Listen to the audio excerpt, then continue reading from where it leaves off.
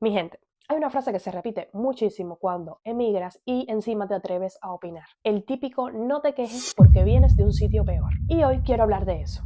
No vengo a hablar de España, tampoco vengo a hablar de Cuba, sino de por qué se utiliza esa frase para callar en vez de ponernos a razonar. Vamos al contexto. Cuando yo hice mi primer video hablando de emigrar, lo hice específicamente desde un lugar muy concreto. Yo venía cargada de expectativas. Y como dije en el video anterior, no eran expectativas irreales. De esas típicas de todo va a ser perfecto, no. Sino de esas típicas que uno mismo se construye basándose en lo que la gente dice, lo que se vende y en lo que uno misma quiere creer. España, al menos desde fuera, se presenta como un país moderno, avanzado, con calidad de vida, oportunidades, derechos y todo esto existe. No lo negué ni en el video anterior, ni lo voy a negar ahora, ni mucho menos más adelante. Todo esto existe realmente aquí en España. Pero lo que nadie te explica es el ritmo, la mentalidad y las prioridades sociales. Yo venía y vine y estoy aquí porque lo mantengo con una idea muy clara: trabajar, estudiar, emprender y avanzar. No para quedarme quieta, ni tampoco para sobrevivir, para progresar. Entonces cuando llegas te das cuenta de que muchas cosas no funcionan como tú pensabas. No porque el país sea malo ni mucho menos, sino porque el país no está pensado para personas con ambición demasiado alta. Aquí todo es lento, los procesos, la burocracia, las oportunidades y algunos contextos que hacen que todo esto sea así. Y como dije aquí, cuando vienes con mucha hambre de construir algo, todo esto choca. Yo tengo amigos, como muchos tendrán seguramente, que han emigrado, por ejemplo, a Estados Unidos, que a las semanas de llegar ya están trabajando, ya están conduciendo incluso un coche y ya están haciendo gestiones básicas. Allí la calidad de vida no es igual que aquí, por supuesto, eso queda clarísimo. Cada país tiene su precio. Pero lo que sí hay es velocidad. Y para alguien que quiere hacer muchísimas cosas o que quiere hacer cosas, eso importa. Yo no entendía que algo tan básico como empezar a moverte, a producir, a crear, fuera aquí tan pesado. Y ojo, esto no es una comparación para decir que un país es mejor que otro. Es un tipo de comparación que hago para que se entienda cuál tipo de persona encaja mejor en cada sistema. España funciona muy bien si estás buscando seguridad, tranquilidad, rutina. Pero si vienes con mentalidad de crecimiento, de expansión, te vas a sentir fuera de lugar aquí. A eso súmale algo que a mí personalmente me chocó muchísimo. Se trata de las prioridades sociales. Y aquí esta parte la voy a dividir en dos. La primera, yo venía pensando que la gente estaría enfocada en mejorar, en construir, en pensar a largo plazo. Y en esta parte quiero matizar algo importantísimo, por si saltan algunos comentarios señalando que en España sí piensan a largo plazo. Sí lo hacen, por supuesto, pero lo hacen de forma individual y laboral, no empresarial, que es a lo que me refiero. El gran sueño aquí no es crear una empresa, sino que es ser funcionario.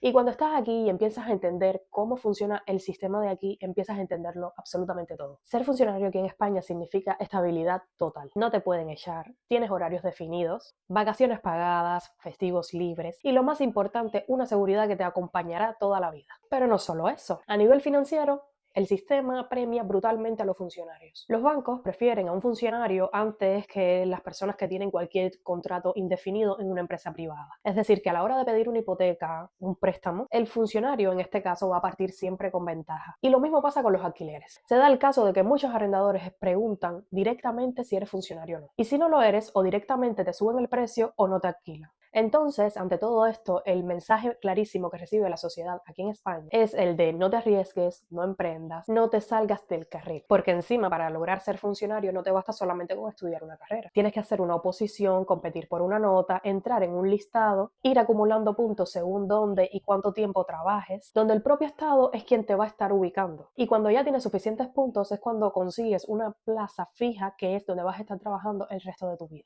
Que por supuesto va a ser en un organismo público, que es donde único vas a encontrar este tipo de condiciones.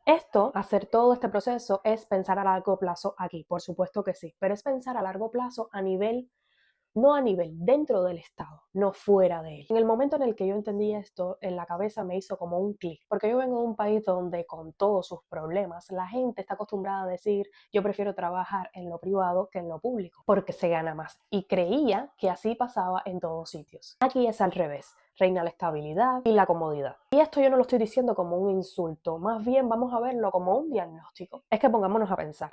Si el sistema premia al que no arriesga que al que sí lo hace y encima crea algo, es completamente normal que las personas se cuestionen el querer emprender. Realmente no existe el cuestionamiento, sino que el miedo directamente. A la gente aquí le da mucho miedo emprender, y con razón. Así que, como sabemos ahora, no se trata de que la gente sea poco ambiciosa por naturaleza, sino que el sistema castiga el riesgo y premia la estabilidad, la quietud. Y cuando tú vienes con esa típica mentalidad de querer construir algo, de querer crear algo propio, este choque es completamente brutal. Porque es que no estás yendo en contra de personas, estás yendo en contra de una estructura ya completa. Ahora entremos a la segunda parte. Cuando entiendes que aquí el sistema premia la estabilidad por encima del riesgo, empiezas a entender un poco mejor la siguiente prioridad social. Porque cuando una sociedad no está orientada a crear, producir o a construir a gran escala, esa energía colectiva tiene que ir a algún lado. Y en España gran parte de esa energía colectiva no va dedicada ni a la innovación, ni al crecimiento económico, ni a debatir cómo generar más riquezas o más oportunidades. Va a debates muy superficiales. Esos debates donde se discute muchísimo, se polariza bastante, pero no se soluciona nada. Se habla durante semanas sobre lenguajes inclusivos, identidades, bandos ideológicos, las famosas guerras culturales en redes, el si no te gusta tener animales en casa no eres el posible candidato para salir conmigo, esas conversaciones públicas donde se discute qué es ofensivo y qué no,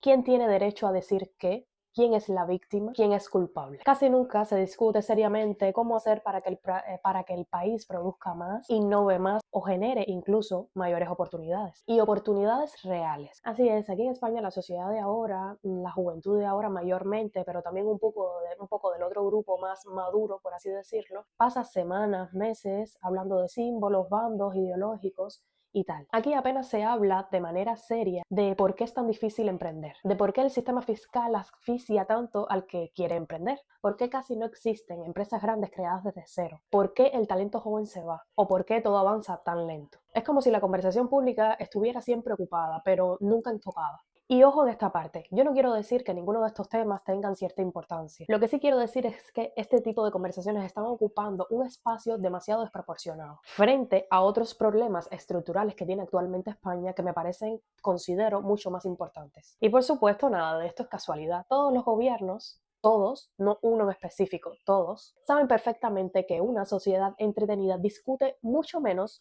lo que realmente importa. Discute menos sobre lo esencial. Cuando tienes una población absorbida por discusiones sobre identidades, sobre temas emocionales, por esas típicas luchas de somos nosotros contra ellos, tienes a una población que no está analizando estructuras, ni números, ni incentivos. Y eso es comodísimo. Y a mí todo esto me chocó muchísimo, no te voy a mentir, porque yo venía aquí pensando en encontrarme una sociedad mucho más racional, muy enfocada en progreso y muy orientada a un largo plazo pero colectivo. En cambio, me encontré con una sociedad que piensa a largo plazo, pero para proteger su pequeña parcela individual, su pedacito. Quiero decir, mi plaza, mi estabilidad, mi hipoteca, mi propia seguridad y ya está. Implica no pensar en cómo empujar a que avance el país, pero en conjunto. Por eso aquí en ciertos grupos sociales, la ambición suele verse muy mal, porque rompe el equilibrio. El que quiere más no encaja. En algunos casos, el que quiere crear incomoda. No te digo a todo el mundo, en algunos grupos sociales. Y el que quiere crecer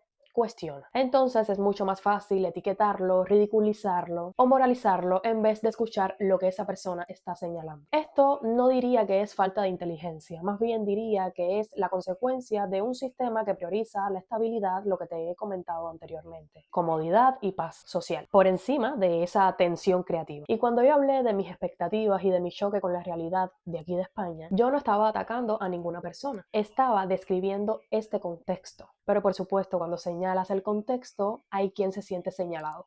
Y a mí toda esta parte me explota la cabeza, porque yo no vengo de una cultura donde se condena el que quiere avanzar. Vengo de un lugar con muchísimas carencias, sí, pero también vengo de un lugar que aparte de las carencias, la mayoría de las personas tienen una obsesión brutal por salir adelante. Entonces, claro, cuando tú dices esto en voz alta, hay personas que no escuchan directamente una reflexión, sino que escuchan una amenaza. Por eso muchos comentarios no iban a lo que yo dije, sino a lo que ellos sintieron. No se debatió, en efecto, la idea, sino que se atacó directamente a la persona, que en este caso fue a mí. Y es ahí donde aparece la frase: no te quejes porque vienes de un sitio peor.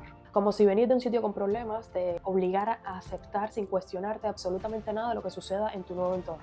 Como si agradecer significara apagar tu pensamiento crítico. Yo no hice ese video para decir que España era horrible. Lo hice para decir que esto no es lo que yo esperaba y está bien decirlo, señores.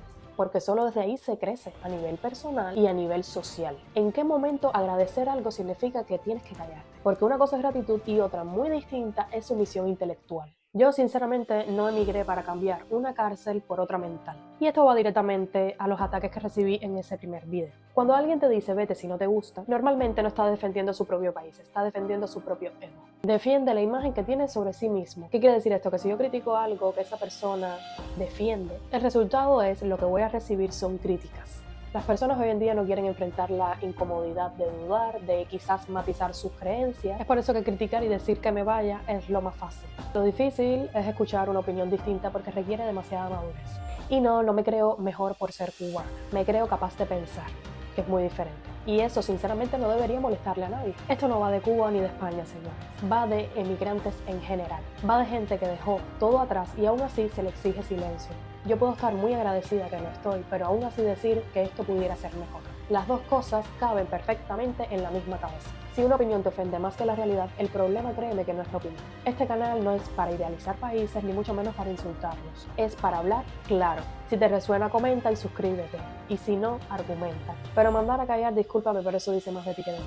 Si eres emigrante y has vivido esto, te estaré leyendo en los comentarios. Ahora sí, esto ha sido todo por hoy y me sirvió grabar este video para que se me secara el pelo. ¿Viste qué rápido se me seca? Ahora sí,